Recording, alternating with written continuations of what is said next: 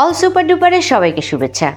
বন্ধুরা, মৌসুমী শাবনূরকে নিয়ে আমরা সবসময় কিন্তু আলোচনা সমালোচনা করি, কে বেশি ভালো, কে বেশি দক্ষ, কে বেশি সুন্দর, এরকম এরকম এরকম।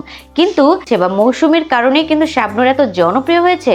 আর কেন হয়েছে সেটা আমাদের অনেকেরই জানা নেই, সেটাই আজকে অল সুপার ডুপারে বলবো।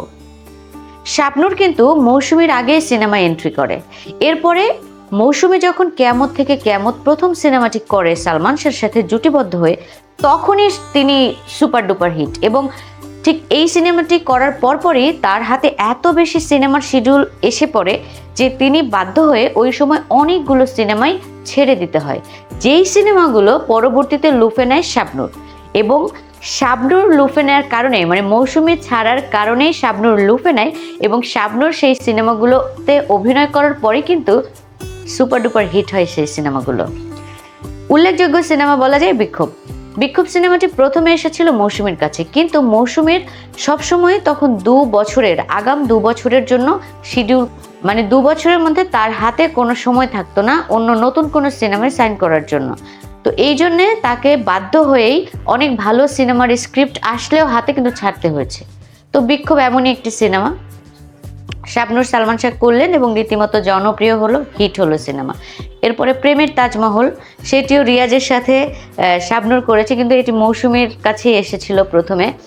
এবং স্বপ্নের ঠিকানা তো ওই সময় সুপার ডুপার হিট ব্লকবাস্টার। এই সিনেমাটাও ছিল মৌসুমীরই, কিন্তু মৌসুমী ছেড়ে দিয়েছেন, যেটা শাবনূর পরে লুফে নিয়েছে।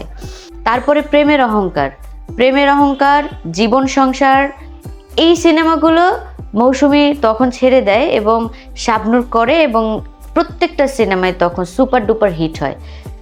হয়তো মনে মনে মৌসুমী আফসোস করেছেন যে কেন আমি এটা করলাম না, করলে হয়তো ভালোই হতো, কিন্তু কিছু করার নেই। কারণ আগের সময়ে কমিটমেন্টের একটা দাম ছিল, একটা কথা দিলে সেটা রাখতেই হতো এবং সেটা রাখতো শিল্পীরা।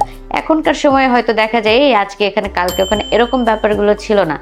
তো মৌসুমী তার কমিটমেন্টটাকে এত সুন্দরভাবে বজায় রাখতেন, তিনি কাউকে কথা দিলে সেটা তিনি করতেন। শাবনূরও তাই অবশ্যই, কিন্তু মৌসুমীর হাতে প্রচুর সিনেমা, শাবনূরের হাতে অল্প সিনেমা থাকায় এইসব সিনেমাগুলো তিনি লুফে নিয়েছেন, মৌসুমীর ছেড়ে দেওয়া সিনেমা, এবং সুপার ডুপার হিট হয়েছে। আর না, তবে এটাও ঠিক না যে মৌসুমীর জন্যই তিনি আসলে সুপার ডুপার হিট হয়েছেন, মোটেই না। কারণ অবশ্যই আমরা জানি শাবনূরের অভিনয় দক্ষতা তো মাশাআল্লাহ মাশাআল্লাহ মাশাআল্লাহ। শাবনূরের অভিনয় মানে এইটা আসলে কি বলবো, সিনেমা জগতের এটা একটা শিক্ষণীয় হয়ে থাকবে নতুনদের জন্য। শাবনূর সবসময় চলচ্চিত্র জগতে বাংলাদেশের জন্য একটি এক্সাম্পল। সবাই ভালো থাকবেন, সুস্থ থাকবেন, অল সুপার ডুপারের সাথে থাকবেন।